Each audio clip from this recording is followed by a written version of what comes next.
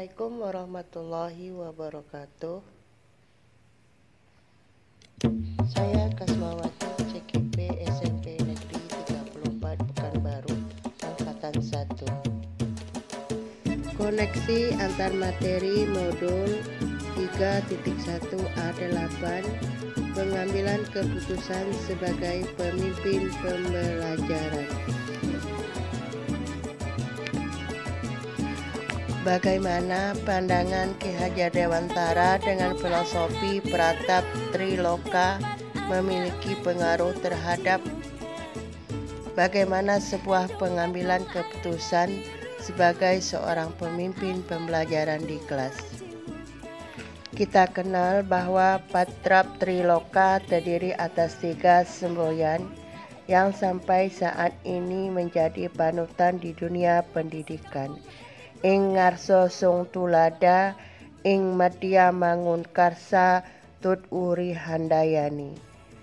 Umumnya semboyan tersebut sering dipakai dan diterjemahkan menjadi di depan memberi teladan, di tengah membangun motivasi, dan di belakang memberikan dukungan.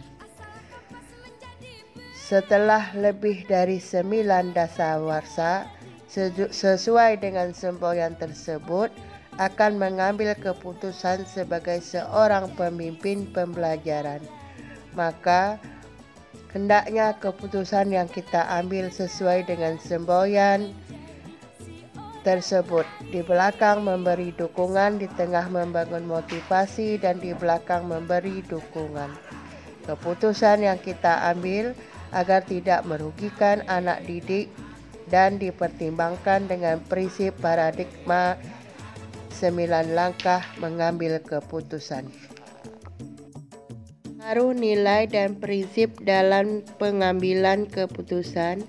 Nilai dan prinsip diri akan memberikan pengaruh terhadap pengambilan keputusan karena nilai dan prinsip berkaitan dengan agama, ketaatan pada hukum, ketaatan pada peraturan, rasa peduli, kesetiaan, kejujuran, dan tanggung jawab. Keputusan akan menentukan arah dan tujuan institusi atau lembaga. Hal ini berdampak kepada mutu pendidikan yang didapatkan murid. Dalam mengambil keputusan, kita dapat berpatokan dengan 3 prinsip dapat membantu dalam mengambil keputusan. Berpikir berbasis akhir, berpikir berbasis peraturan, berpikir berbasis rasa peduli. Bagaimana kegiatan terbimbing yang kita lakukan pada materi pengambilan keputusan berkaitan dengan kegiatan coaching atau bimbingan yang diberikan pendamping atau fasilitator dalam perjalanan proses pembelajaran kita. Coaching dapat membantu guru dalam pengambilan keputusan atau mencari solusi dalam sebuah permasalahan. Guru dapat mengembangkan potensi dirinya sehingga menjadi berbagai solusi yang sangat optimal. Pendampingan yang dilakukan oleh pendamping sangat membantu guru dalam menerapkan teknik coaching kepada kunci dalam pengambilan keputusan sebagai pemimpin pembelajaran. Bagaimana pembahasan studi kasus yang fokus pada masalah moral atau etika kembali kepada nilai-nilai yang dianut seorang pendidik. Kalau studi kasus masalah moral atau etika, tentunya kita menemukan terlebih dahulu adanya paradigma etika, yaitu individu dan masyarakat, rasa keadilan dan rasa kasihan, kebenaran dan rasa kesetiaan, jangka pendek dan jangka panjang. Selanjutnya kita akan menemukan prinsip resolusi. Yang pertama, berpikir berbasis hasil akhir, berpikir berbasis peraturan, dan berpikir berbasis rasa peduli. Selanjutnya, apakah kita pernah menganalisis keputusan itu? Untuk apa keputusan itu kita buat? Dan bagaimana kita menguji pengambilan keputusan? Dan apakah keputusan itu sudah efektif atau tepat sasaran? Jika hal ini dapat kita lakukan dengan baik, maka harapan menjadi seorang pemimpin pembelajaran yang lebih baik, kualitas, dan mandiri akan dapat kita wujud. Bagaimana pengambilan keputusan yang tepat? Tentunya berdampak pada terciptanya lingkungan yang positif, kondusif, aman, dan nyaman. Dalam pengambilan keputusan yang tepat, tentunya kita tidak lepas dalam memperhatikan lingkungan di mana kita mengambil keputusan, lingkungan siswa, tempat kita tinggal atau berasal, atau lingkungan saat kita mengambil keputusan.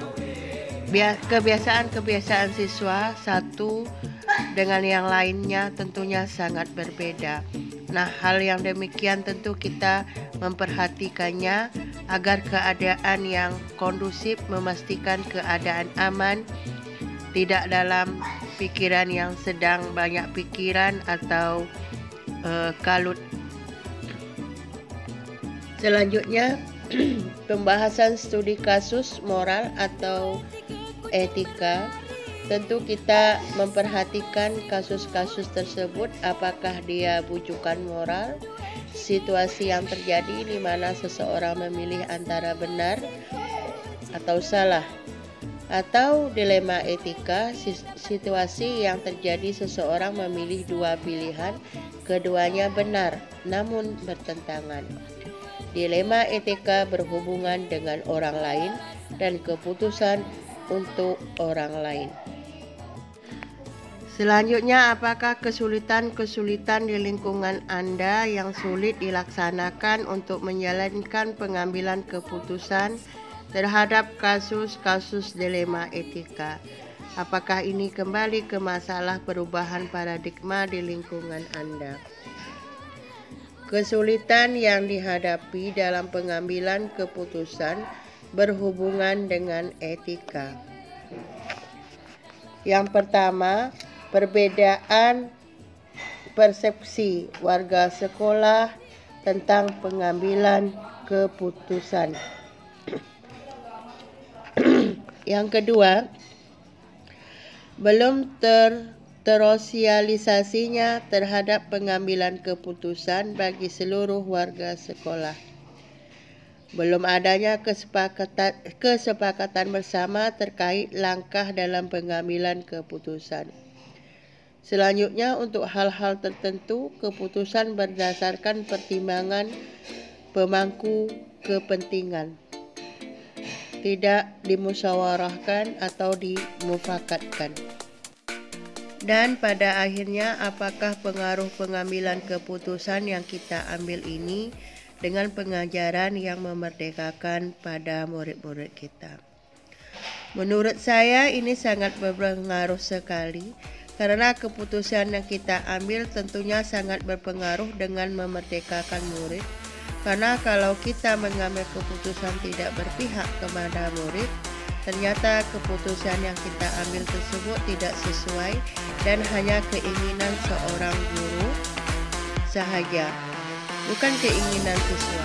Ini akan membuat siswa tidak nyaman dan tidak berpihak kepada mereka. Jadi agar siswa kita tidak merasa dirugikan dan pembelajaran berpihak kepada siswa, maka kita perlu memperhatikan langkah-langkah yang kita ambil, perlu menerapkan paradigma, prinsip, dan menerapkan 9 langkah dalam mengambil keputusan. Guru yang berpihak kepada murid, pengambilan keputusan yang tepat, memperhatikan kondisi murid, menerima masukan dan empati, kondisi nyaman dan menyenangkan, terciptanya budaya positif, akhirnya murid merdeka belajar. Keputusan yang diambil oleh guru sebagai pemimpin pembelajaran Guru harus mampu membuat keputusan yang bisa diteladani, mampu membangkitkan semangat dan mendorong murid menuju kemerdekaan, kesuksesan dan kesejahteraan lahir dan batin. Jadi refleksinya, segala sesuatu dalam mengambil keputusan, guru mempunyai keterampilan dalam mengambil keputusan, seperti menerapkan paradigma, prinsip, dan 9 langkah dalam mengambil keputusan. Demikianlah, semoga bermanfaat. Salam guru penggerak, salam guru hebat. Assalamualaikum warahmatullahi wabarakatuh.